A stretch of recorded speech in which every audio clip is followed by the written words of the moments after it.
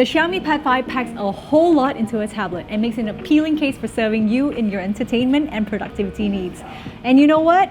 Serve they did.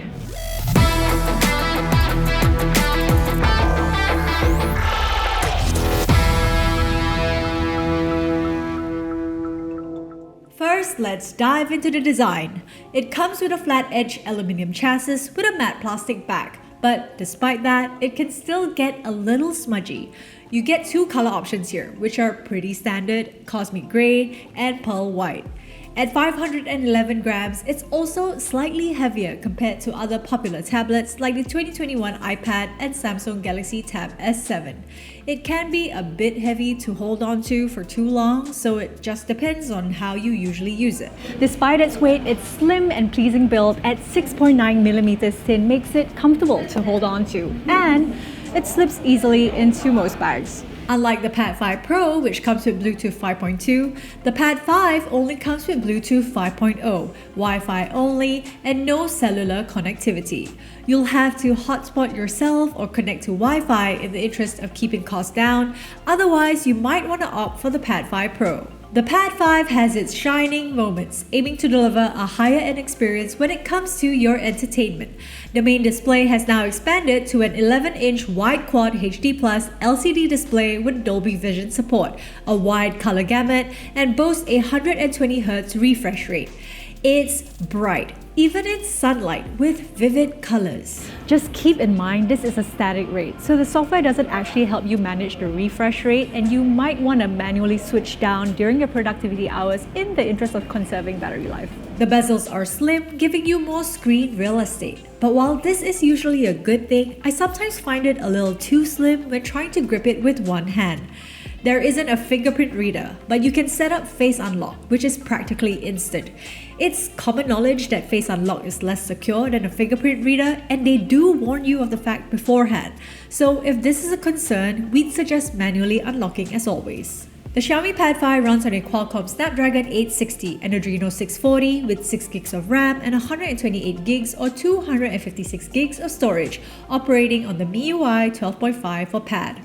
A little underpowered, but not to a noticeable extent in your day-to-day use, scoring a single-core score of 732 and multi-core score of 2402 on our Geekbench tests. Similarly, it scored 3,380 on a 3D Mark test. Not the fastest, but just a little faster than its peer, the MatePad Pro 10.8 running on the Kirin 990 4G. There's bound to be a little give with its affordable pricing starting from 1,399 ringgit, but no deal breakers here.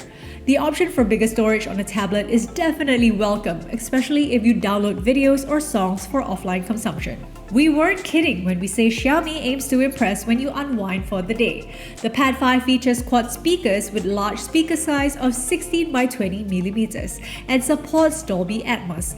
And it gets loud. The sound is rich and immersive and gives you a pretty enjoyable experience watching movies. Curiously, this time Xiaomi decided to lose the audio jack, but most of us have Bluetooth earphones anyway. Let's move on to cameras. At first glance, you might think you're getting a dual camera setup, but psych! That bump is a decoy.